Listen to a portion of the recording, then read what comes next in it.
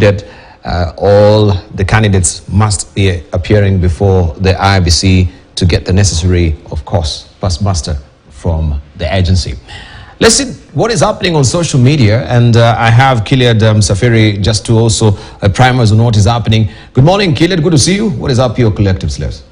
Good morning to you, Dibal. It's a very chilly morning in Nairobi. I tell you. Yeah, I tell you. But we are braving the cold here.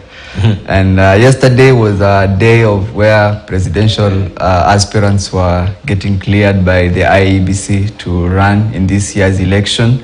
And there was a lot that came out of that. First, I would like to mention, of course, the drama that was witnessed, specifically one Governor Mwangi Wairia, who was blocked by the IEBC from contesting over his failure to meet the signature threshold that IEBC had outlined. So, of course, he was not happy with that, and we had videos and photos of him protesting.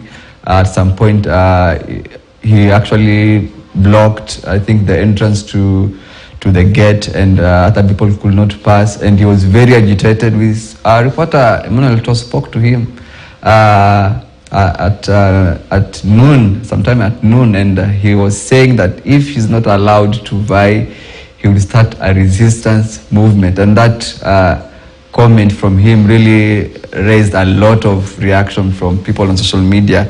And one Facebook user called Karau Sam said, "This is too much, Mr. Governor, and you want to be the president of our nation.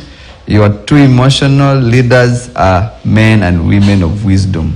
So you are telling Kenyans, if you don't get the presidency, we are going to a war."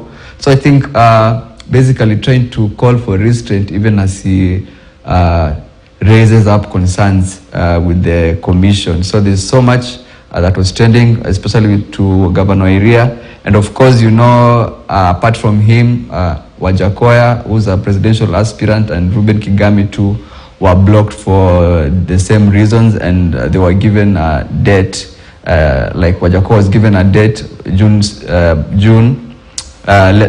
later in June 2nd, specifically, June 2nd, yes. To iron out the issues that the commission had raised. Yeah.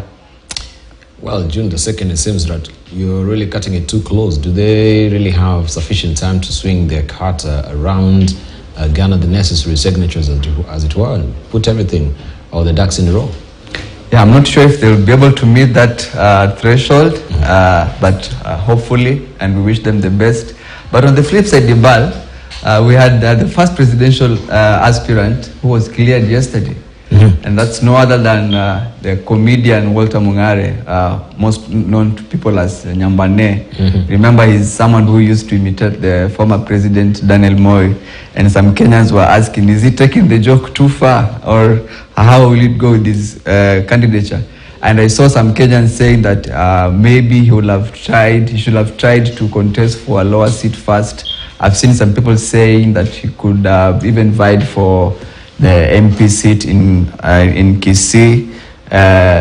Some other Facebook users are here saying that our parliament should pass laws that bars jokers in courts from contesting for some of these seats, because I think Kenyans are reading from the polls that most of it appears to be a two-horse race. So some of these candidates, or rather aspirants, being blocked actually could be a blessing in disguise. Remember, we could have the longest ballot in Kenyan's history. So some Kenyans are saying that some of these candidates being blocked could actually be a blessing for Kenyans in terms of implications and logistics around the candidates who will be allowed to vie in the presidential election. I've also seen Kenyans saying, for example, if all these candidates are clear and something bad happens, it means something bad happens to one of the presidential aspirants. It means the election has to be postponed to a later date. So Kenyans are raising more concerns, even as the IBC continues to clear more candidates for this year's elections in the presidential race debate. Well, and that is the beauty